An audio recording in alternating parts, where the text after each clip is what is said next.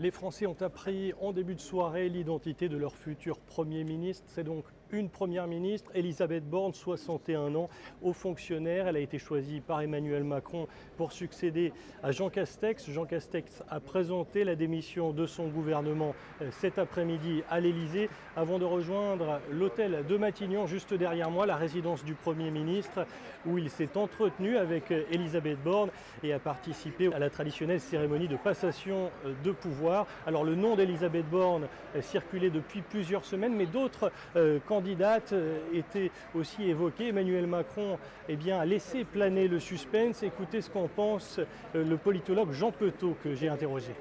Son nom circule depuis à peu près 3 semaines, c'est-à-dire depuis la réélection d'Emmanuel Macron. Et on pouvait imaginer que, puisque c'est elle qui allait être choisie in fine, ce n'était pas nécessaire d'attendre 3 semaines.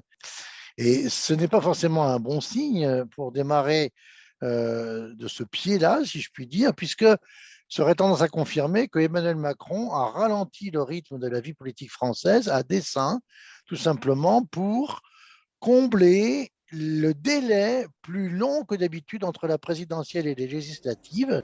Elisabeth Borne n'est que la deuxième femme à être nommée Premier ministre en France après Édith Cresson sous François Mitterrand. C'était il y a 30 ans.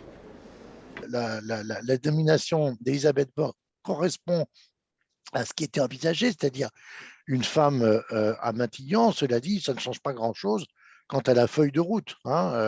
Il est bien évident que femme ou homme à Matignon, les nuages qui s'amoncellent sur l'agenda gouvernemental et donc présidentiel sont toujours, j'allais dire, aussi épais et toujours aussi compliqués à gérer, même si Elisabeth Borne a montré pendant les 5 années où elle a été ministre, à différents postes d'ailleurs, transition écologique, travail, ce profil, on va dire, de sensibilité à la fois sociale et écologique.